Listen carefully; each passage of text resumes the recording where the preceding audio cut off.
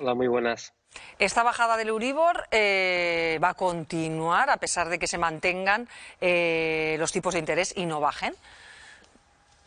Sí, no debemos olvidar que el Euribor que vemos es el Euribor a 12 meses. Es decir, es un indicativo de cómo se creen que están los intereses dentro de un año. Y dentro de un año pues se esperan que los intereses sigan bajando. Entre otras cosas porque, bueno, estamos viendo que aunque la inflación en España ha subido, en otros países como Alemania la inflación se ha reducido y lo que hay en verdad es un problema bastante importante de parón económico. Francia y se ha unido también a Alemania, que lleva ya unos trimestres bastante malos, y en esas perspectivas, pues con una inflación más controlada y con un descenso de actividad económica, pues lo normal y es lo que se espera es que sea un año de continuas bajadas. No serán muy importantes, pero sí que serán continuas a lo largo del tiempo. ¿Esto será un alivio para los hipotecados o apenas van a notar ese descenso? Es un alivio parcial, es decir, va a ser un alivio que se va a ir haciendo cada vez mayor según pase el tiempo. Ahora mismo solo está aliviando muy poquito, unos 15 euros por cada 100.000 euros a los que revisan el Euribor cada 6 meses.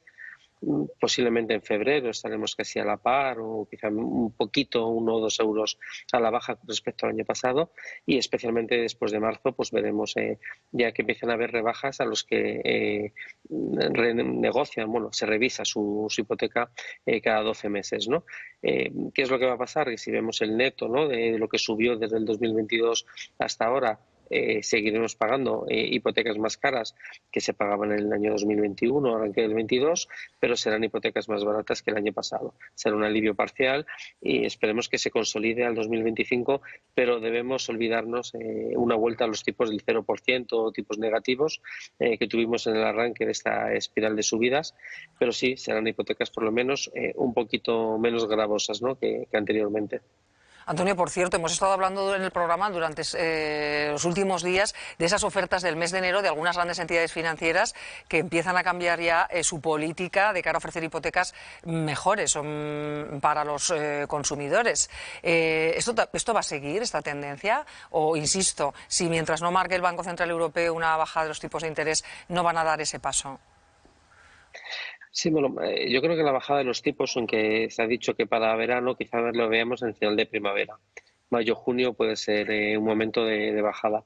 Y sí se va a ver porque al final el Euribor es el que nos lo va a marcar. Y a medida que avance el año, pues veremos hipotecas pues más económicas y las veremos mejores. Es cierto que quizá tardemos un poquito más en ver las fijas, pero las hipotecas mixtas, ¿no?, las que se ofrecen un plazo fijo durante 3, 5 años, que están siendo las más activas, ya estamos viendo movimientos, estamos viendo que están ajustando esos tipos iniciales a tipos más económicos, ¿no?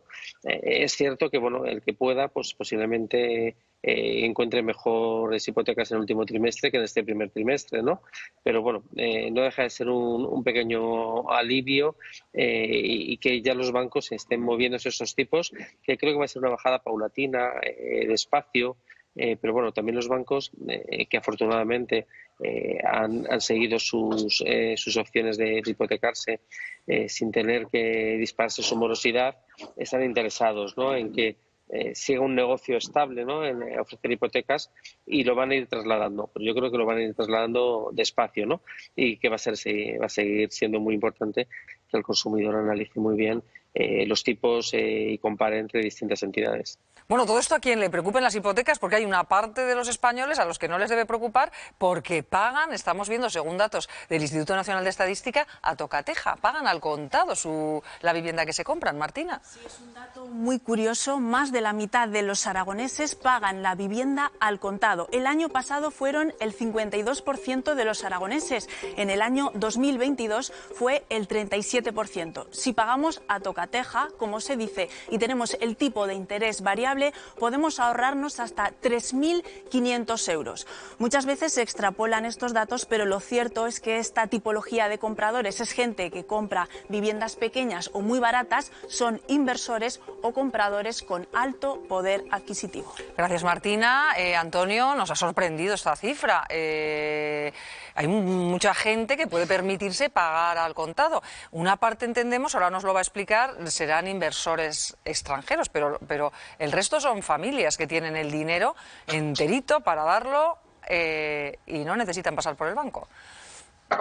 Sí, pensemos que es que no, tampoco hay muchos incentivos para la hipoteca. Una hipoteca que además es cara, cuando no tienes además otras fórmulas de ahorro. Si antes, como hubiera hasta el 2013, ¿no?, que había un 15% de deducción fiscal, pues podías compensar parte de lo mismo.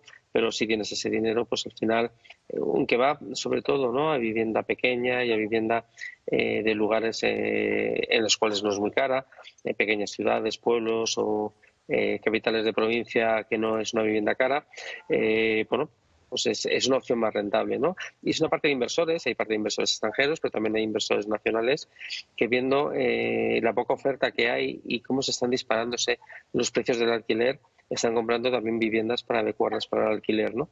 Entonces, bueno, es un segmento considerable que cubre una parte del mercado y que, bueno, pues sorprende, pero bueno, también hay que entenderlo dentro de que no hay otras alternativas y que ahora mismo, cuando las hipotecas estaban al 0,5%, que muchas fijas incluso han negociado hasta hace 2 años y medio estos tipos, pues bueno, pues preferíamos hipotecarnos aunque tuviéramos el dinero, porque casi no pagábamos interés.